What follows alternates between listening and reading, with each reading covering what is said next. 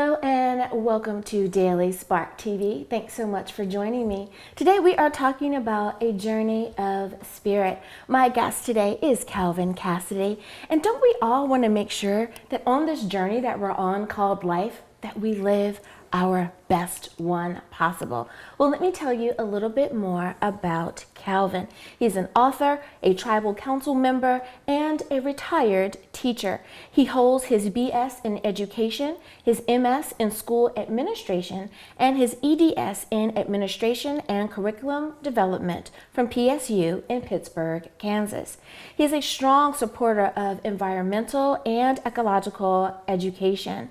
Calvin is an active member of the Seneca Cayuga Nation, where he is currently a member of the Tribal Council, the legislative branch of government.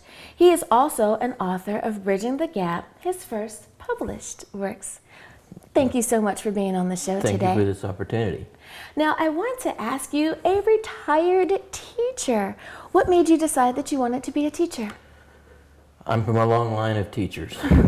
My grandmother was a teacher, my mother was a teacher, and my father was also in education.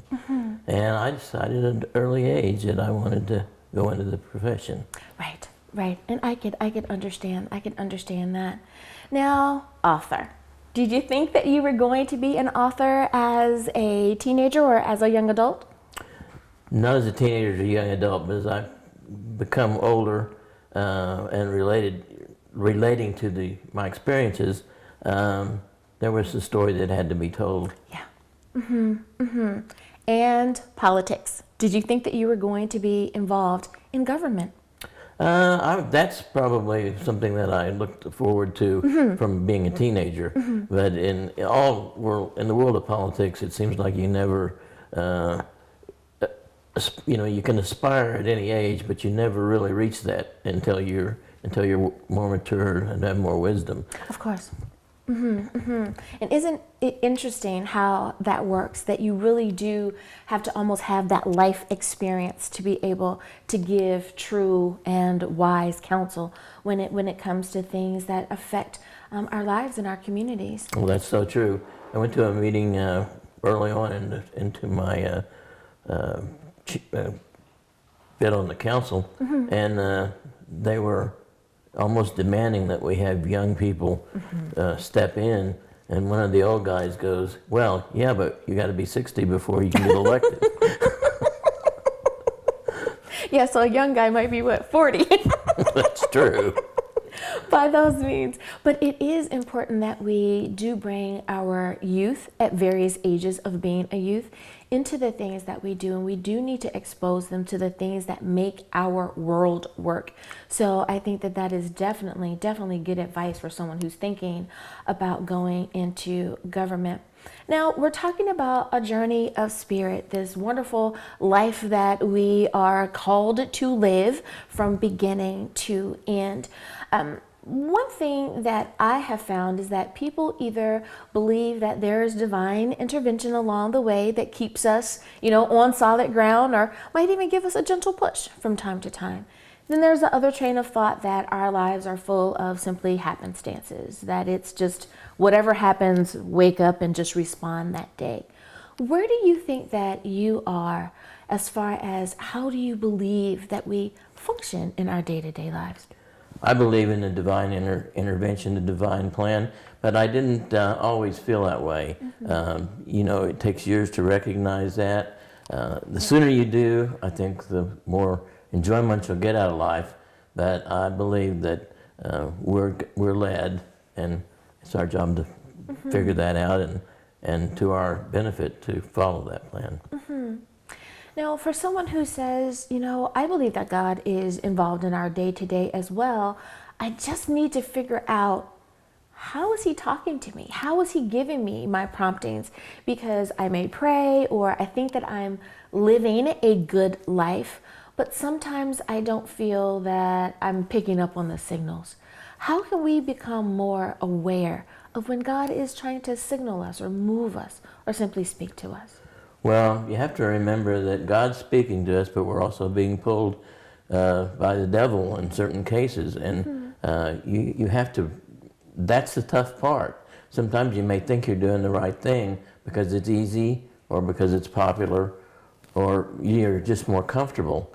But then you've got to really, do some soul searching and investigation to decide which choice to make, because everything you do is based on choice. So you just have to pay attention and look for the markers, and that's not easy. Yeah. That's really not easy.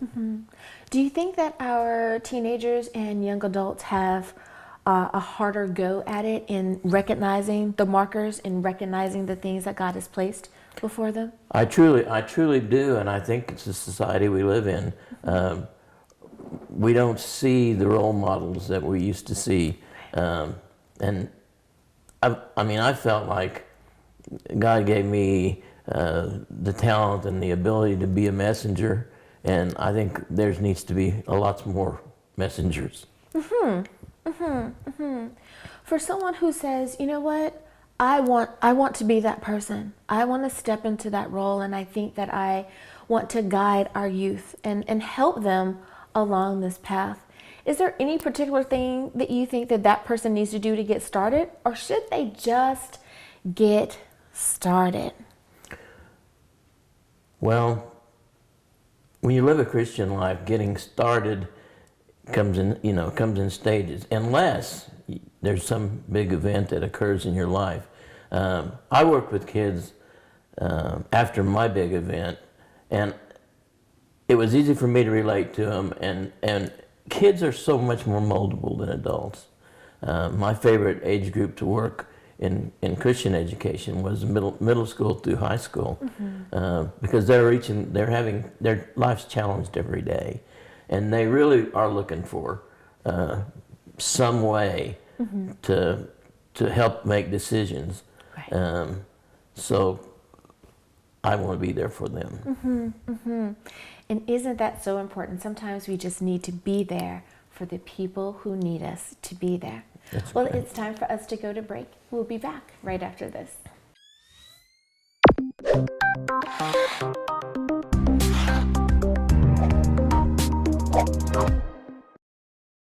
Welcome back to Daily Spark TV. So Kevin, I want to ask you about the big things.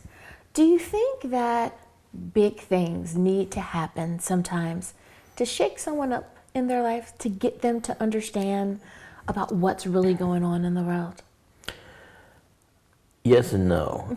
I had a big thing that guided me and has guided me ever since, and I don't know if this is the time to talk about it or not. Sure. But when I was 19 years old, I was involved in a very, very serious, and the kind of automobile crash that you only see on TV now, where the car bursts into flame and you think nobody's going to survive. And in that particular case, we had two young men come along and pull me out and my buddies out of this burning car just seconds before it exploded.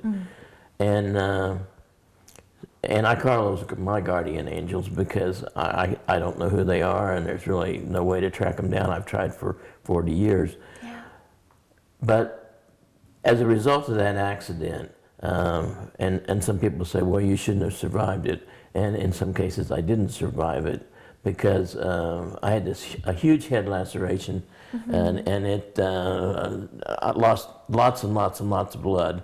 And on the way to the hospital, I flatlined, and they were able to resuscitate me, but just those few seconds, and it in real time was just a few seconds. I went through this transition of being human to a transition of being spiritual, and I think that in itself is tremendous, because you actually feel you're leaving the devil behind. You know that you've won. Now you're saying, well, then why are you here? What a wonderful thing to happen. And believe me, it was a wonderful thing to happen. And it's very, very difficult to put into words, but I did receive an invitation. You may enter the kingdom of heaven, because he who believes in me shall have everlasting life.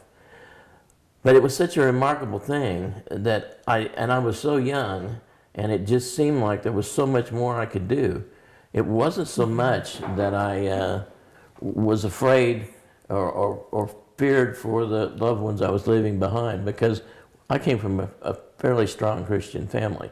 It would have been disappointing, but that's not what motivated my decision. My decision was because of that little transition where I told you that we left the devil behind.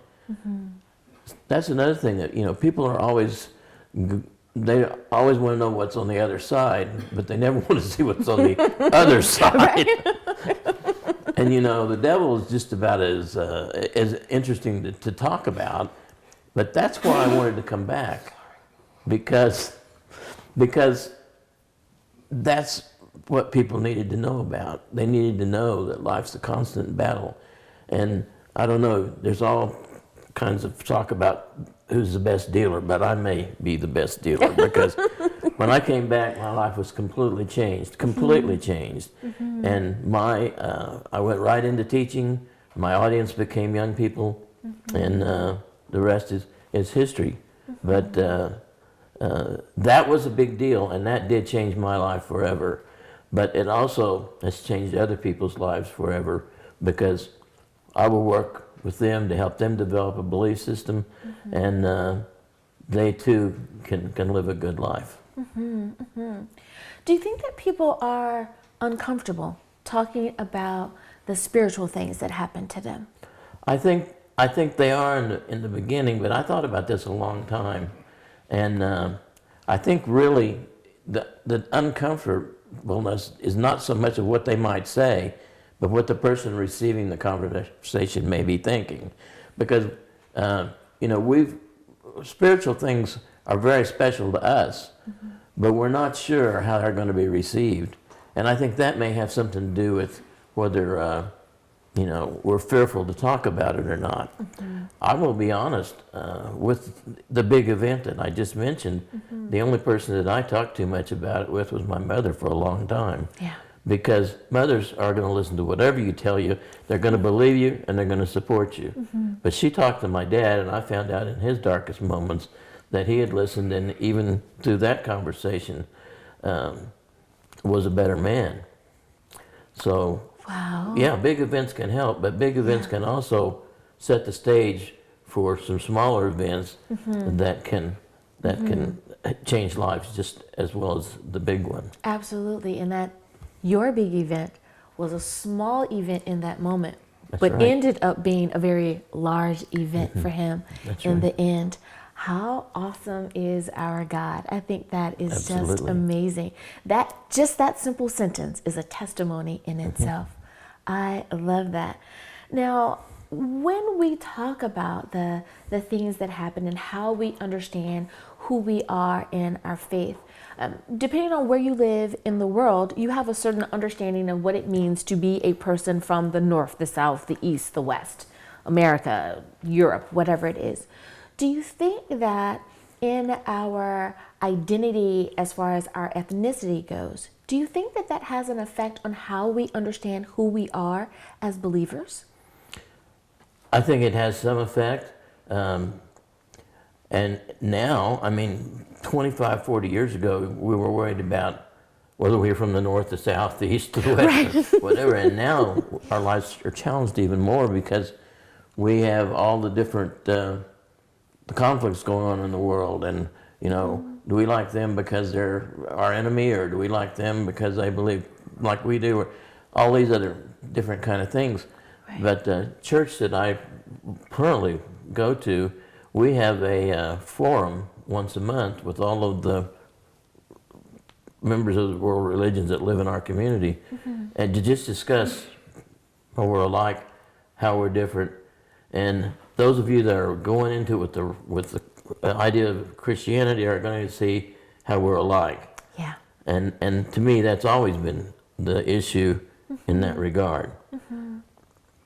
Just understanding that if we peel off all of this earth suit, this body that we have, that we all are just the energy, the love, the light of the Lord, and that's what's important, not this other stuff. This helps us while we're here in how we function and move and all of that, and we should have a respect of culture and of region and all of that.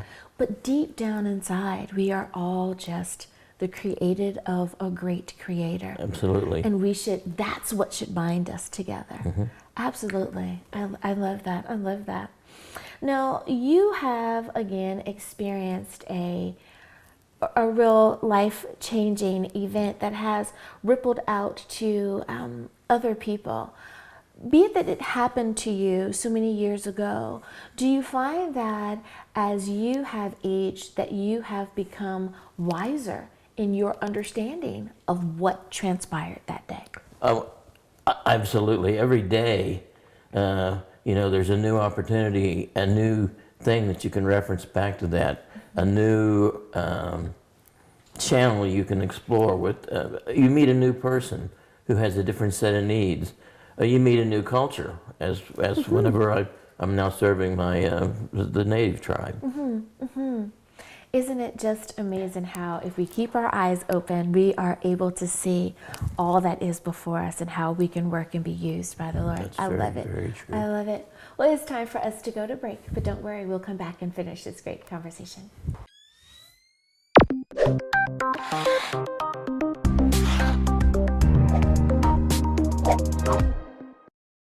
My name is Calvin Cassady. I'm the author of the book Bridging the Gap, A Journey to Heaven and Back. When I was 19 years old, I had a huge experience, and most people would say probably the worst experience of your life. I was involved in a fiery automobile crash that nobody should have walked away from alive. Yet my two buddies and I were pulled from the wreckage by who I refer to as our guardian angels, because I've never been able to track them down, but if they hadn't been there, we would have all completely burned up. That was the basis of this book, and that happened a long time ago. But that happened a long time ago. But the results, the journey and back, is probably the most important part. I now refer to this as the big event because it changed my life forever, and because of that, it's changed a lot of other people's lives forever. The book talks about that event, the recovery from that event, and my life that was to follow, and it was to influence lots and lots of young lives. The second part of the book has to do with being a receiver of God's blessings. There was tornadoes, health problems, things like that. We talk about being good Christians and helping others, but you also have to be able to, when you realize that you're down and out, you've got to let those people in that are out there wanting to help you, and they're always there. If you want to know more about my activities and the activities of the people I served and the big event, you can go to my website, calvincassady.com, and you can find references there. And this has been an experience, and I want to thank you for listening.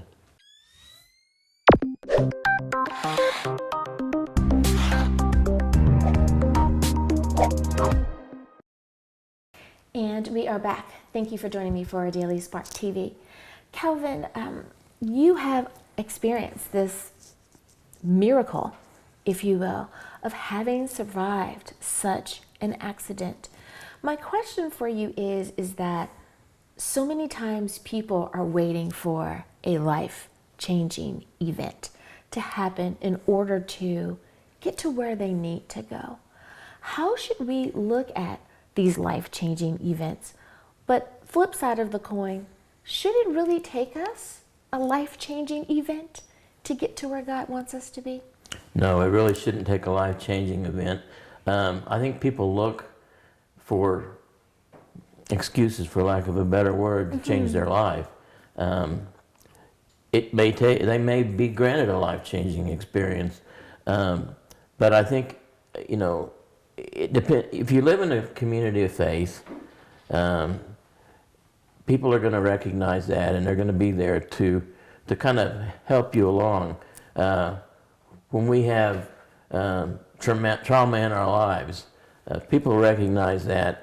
A lot of times it takes a trauma in our lives, or a surgery, or a relationship breakup or something like that, to make people, to give God a chance. And I'm just I'm just telling it like it is.